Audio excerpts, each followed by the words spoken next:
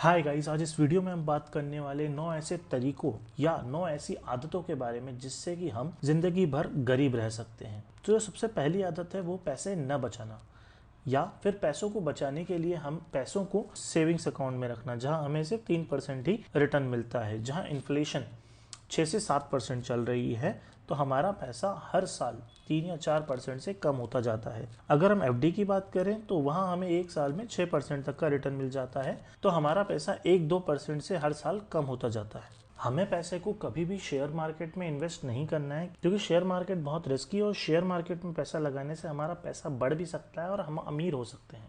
दूसरा, ज्यादा से ज्यादा अपने क्रेडिट कार्ड का यूज करना। अगर हमारे पास पैसे नहीं भी हैं तो क्रेडिट कार्ड से ये सोच के स्पेंड कर देना कि अगले महीने पे कर दूंगा। ये एक बहुत अच्छी आदत है। अगर हमें हमेशा गरीब बने रहना है तो अपने कार्ड को मैक्सिमम यूज करने से हमारा जो क्रेडिट स्कोर है वो भी बहुत कम हो जाता है, जिससे कि अगर हम फ्यूचर में कभी लोन लेते हैं तो हमें मिलने वाला इंटरेस्ट रेट बहुत ज्यादा होता है, जिससे कि हम जो इंटरेस्ट पे करेंगे वो बहुत ज्यादा होगा और हमारे पास पैसा बहुत कम बचेगा। तीसरा, मेक इम्पल्स परचेसेस। जैसे ही नया आईफोन मार्केट में आता है वो ले लेना, ब्रांडेड कपड़े, ब्रांडेड जूते, और कहीं भी डिस्काउंट या सेल मिले तो वहां पर जाके परचेस कर लेना एक बहुत अच्छी आदत है गरीब बने रहने के लिए। इससे हम वो चीजें भी खरीद लेते हैं जिनकी हमें एक्चुअल में कोई जरूरत नहीं होती है। चौथा, ट्राई टू लुक रिच। जब हम अमीर होते नहीं हैं तब हमारे ऊपर सबसे ज्यादा प्रेशर होता है अमीर दिखने का, जिसके कारण हम ज्यादा महंगे कपड़े पहनते हैं, ज्यादा महंगी घड़ियां पहनते हैं, जिस गाड़ी की हमें एक्चुअल में जरूरत होती है उससे बड़ी गाड़ी खरीदते हैं ताकि हम अमीर दिखें। इसे हम बहुत एक आसान से एग्जांपल से समझ सकते हैं कि एक्चुअल में अमीर होना और अमीर दिखने में क्या फर्क है। दो एम्प्लॉइज हैं, अरुण और वरुण, दोनों को ही 1 लाख रुपए का बोनस मिला है। अरुण ने उन 1 लाख रुपए को इन्वेस्ट कर दिया, जहां वरुण ने उसी 1 लाख रुपए का एक फोन खरीद लिया। जितने टाइम में वरुण ने वो फोन खरीदा उतने ही टाइम में अरुण के इन्वेस्ट किए हुए पैसे 10% से बढ़ गए।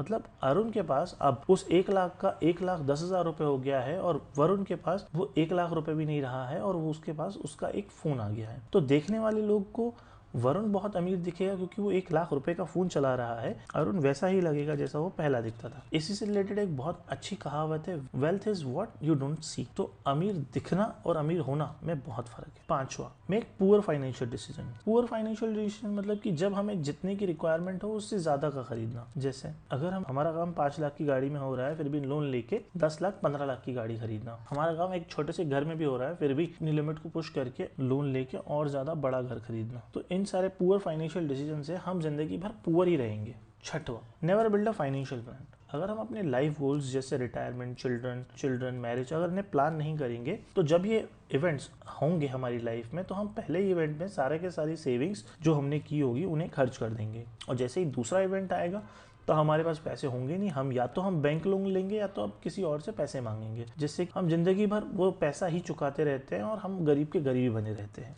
सातवां है, never build an emergency fund. Emergency fund में हम वो पैसा रखते हैं जो हमारी मंथली एक्सपेंसेस का 6 टाइम्स होता है या मंथली एक्सपेंसेस 12 टाइम्स होता है। मंथली एक्सपेंसेस जैसे हमारा रेंट, बिल्स, ग्रोसरीज, वो सारी एसेंशियल चीजें जो हमें सर्वाइव करने के लिए नीडेड है, उन्हें हम अपनी मंथली एक्सपेंसेस में कंसिडर करते हैं। मान लीजिए आपका जो मंथली एक्सपेंसेस है वो 30,000 का है, तो आपका जो इमरजेंसी फंड होगा वो 30,000 इंटू 6 1,80,000 का होगा, या 30,000 इंटू 12 3,60,000 का होगा। तो ये आपके ऊपर है कि आप कितने का इमरजेंसी फंड अपने लिए बनाते हैं। बट जिन लोगों को गरीब ही रहना है उन लोगों को इमरजेंसी फंड बनाने की कोई ज़रूरत नहीं है, क्योंकि जब इमरजेंसी सिचुएशंस जैसे पैंडेमिक, जॉब लॉस, ऐसी सिचुएशंस बनेंगी तो उन सिचुएशंस में हम अपनी सारी सेविंग्स यूज करेंगे, ना कि इमरजेंसी फंड, जिससे कि हम जिंदगी भर गरीब ही बने रहें। आठवां है, do not purchase health insurance. Health insurance कभी नहीं लेना चाहिए, क्योंकि हेल्थ इंश्योरेंस लेना मतलब अपना पैसे बर्बाद करना। जैसे ही हमारी कभी हेल्थ खराब होती है तो हम अपनी सारी सेविंग्स खर्च करके और लोन लेके अपने हॉस्पिटल वालों को देंगे, जिससे कि हम गरीब के गरीब ही बने रहें। Ninth, do not purchase a term insurance. Term insurance हमारी लाइफ को इंश्योर करने वाली पॉलिसी होती है, जिससे कि अगर खुदा न खास्ता अगर हमें कुछ हो जाए हमारी फैमिली को एक लमसम अमाउंट मिल जाता है, जिससे कि उनकी लाइफ स्मूथली चल पाए। 700-800 रुपए में अगर हमें 1 करोड़ का प्लान मिल जाता है तो क्यों लेना है हमें ये प्लान। हमें ये प्लान बिल्कुल नहीं लेना है, हमें गरीब बने रहना है। तो चलिए अब बात करते हैं कंक्लूजन की। 9 ऐसे तरीके जिससे कि हम गरीब बने रह सकते हैं। पहला, पैसे कभी ना बचाएं। दूसरा, अपने क्रेडिट कार्ड को सबसे ज़्यादा यूज़ करें। तीसरा, जब जहाँ जो खरीदने का मन करे बिना सोचे समझे खरीद लेना। हमेशा अमीर दिखने का ट्राई करना है, बड़ी गाड़ी बड़ी घर ही खरीदना है। पुअर फाइनेंशियल डिसीजन लेना है, कभी भी सोच समझ के कोई काम नहीं करना है।